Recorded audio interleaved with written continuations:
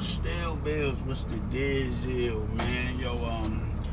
Finally getting done with my job site, and I'm heading to the casa, man. But peep game though, man. We gonna I said I was gonna make a video about my disdainment towards Wilder, for Wilder as it pertains to boxing, man. Because I'm sure, like, he's a brother that I wouldn't mind sitting down and conversating with on certain subjects.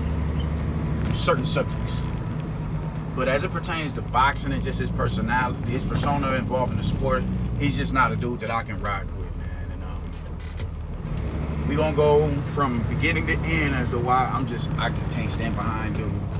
Firstly, being how he his disrespect for Mike Tyson. Mike Tyson is the absolute GOAT to me, man. Y'all know how I feel about Mike. I think,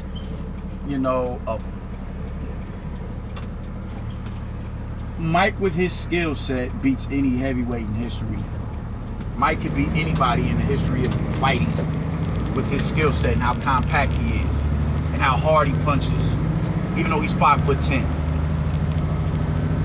he was just an incredible boxer. Extremely elite skill set. But it was a multitude of factions that derailed his career. We just got to be honest about that.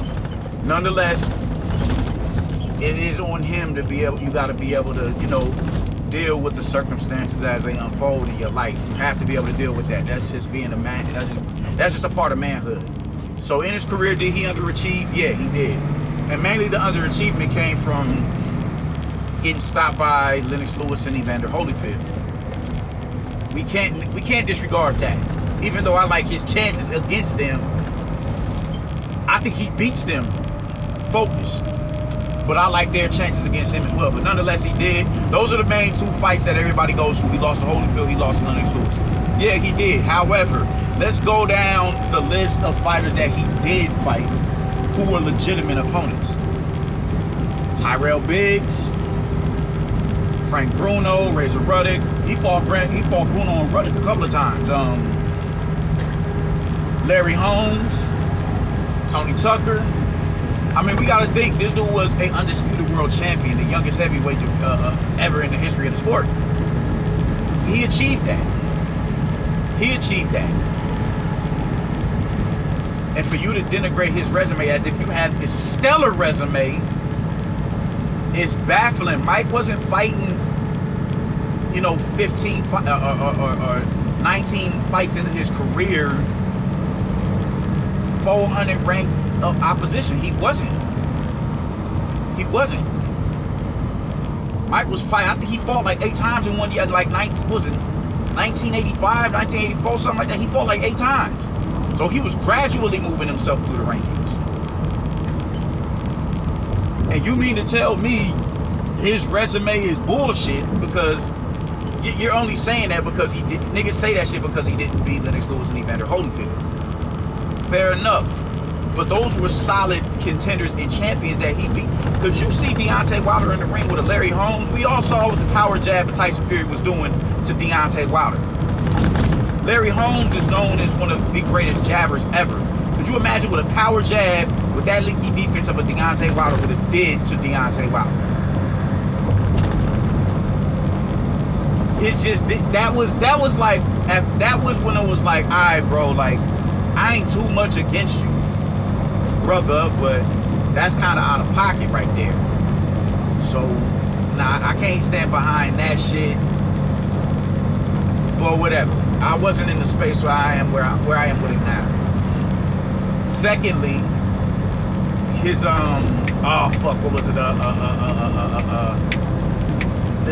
The AJ situation. The AJ and Dillian White. Dillian White is another brother. You know what I'm saying? That's a black man as well. He's on record with freezing Dillian White out of his title shot. He froze him out. There's documented evidence of that. There's documented evidence of that.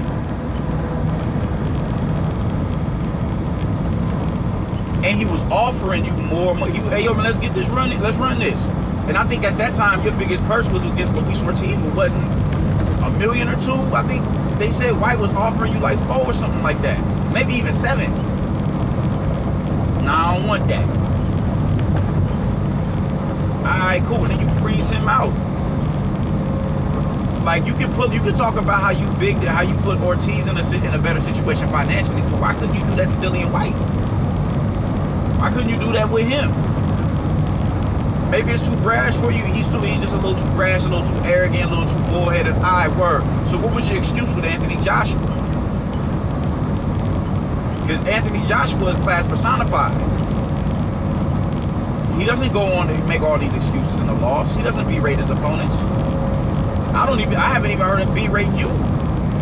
Even in your Fury loss. Both of them. 3. Mainly this one and the last one. I haven't heard him denigrate you in any way, shape, or form. So, all right, cool. We trying to get this fight underway between them. So he sends you a $12 million contract, whatever the fuck ever. You turn that down, whatever. But then you counter offer that with the $50 million contract, which, cool. 50 million beats 12 million any day of the week, man. But the thing is, like, I'm not savvy when it comes to the business side of sport. I stay out of contracts. And I try my best to stay out of people's pocket. But if it pertains to the subject that we're dialoguing on, I have to bring it up. You counter that $12 million with a $50 million offer, I bet that. But the platform that's putting that money up is a platform that he's contractually prohibited from fighting on, which is BT Sports, because he's with Matchroom. And you gave him a 24-hour window of compliance. Like, who in their right mind, when it's tens of millions of dollars on the table, who in their right mind is gonna say, all right, cool, I'll get back with you on this tomorrow? Like, that just isn't sensible. Not to mention the time difference between the two of y'all. Who's to say he didn't get that contract, get info on that contract until hours later after they allegedly sent it? But mainly, who sends a contract and gives you a 24-hour window of compliance? Who does that? It's semantics. It seems like it's always semantics as it pertains to the PBC side of the street. It's always some little bullshit, run-of-the-mill shit, smoke and mirrors, man. Rabbit out the hat shit. Like, come on, man. So now Fury sends you the 100 M's. He sends you that. But then, I don't know what his upside is. I don't know what I'm getting. What's he getting?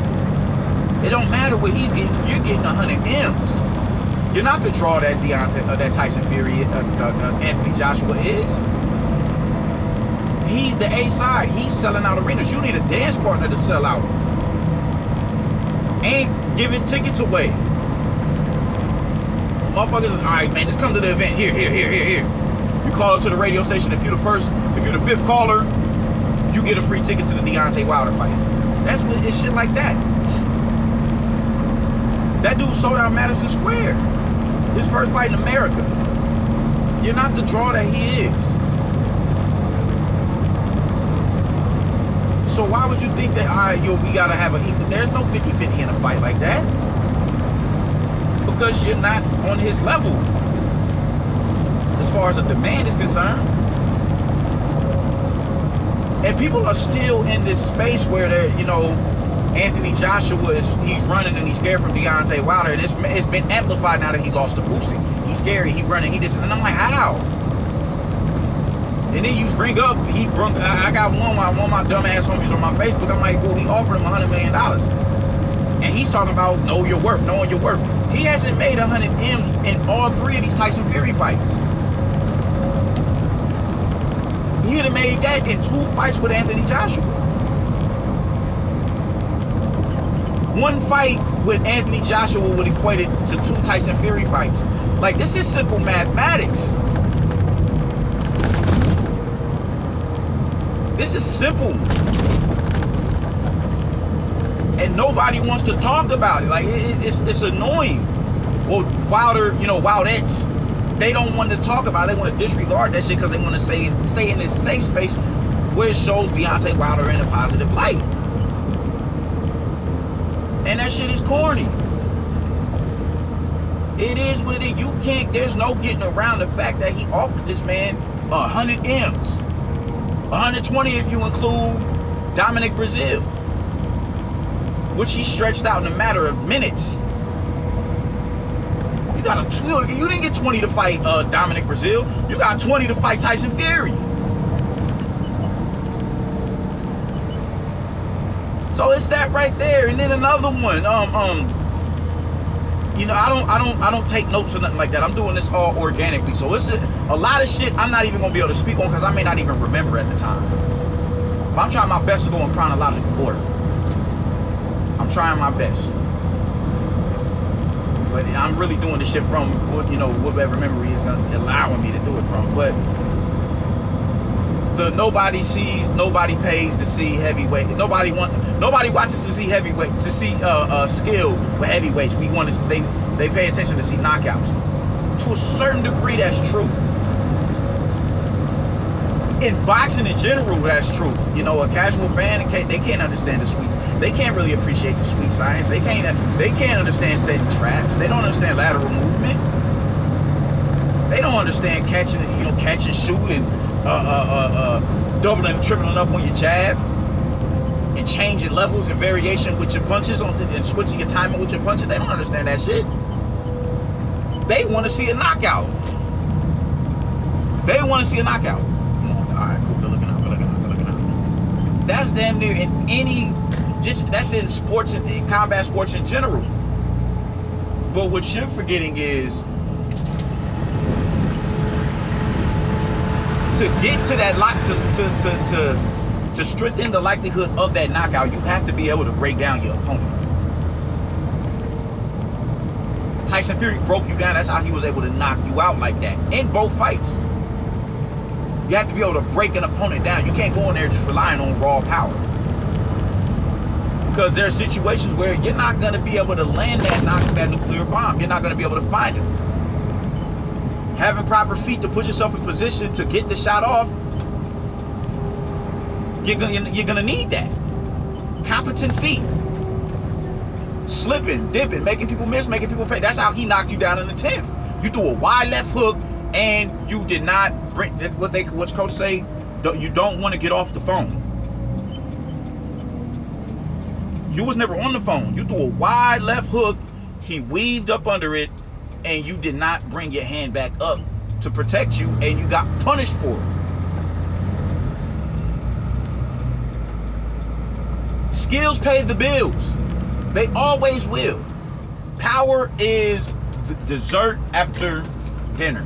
That's what power is. If you can have a balance between the two, you are going to be a hard individual to beat. But when you are relying on one shot, and it's not even like it's you're one-handed, but if you had hooks to the body on the inside, you had a devilish uppercut, you had a right straight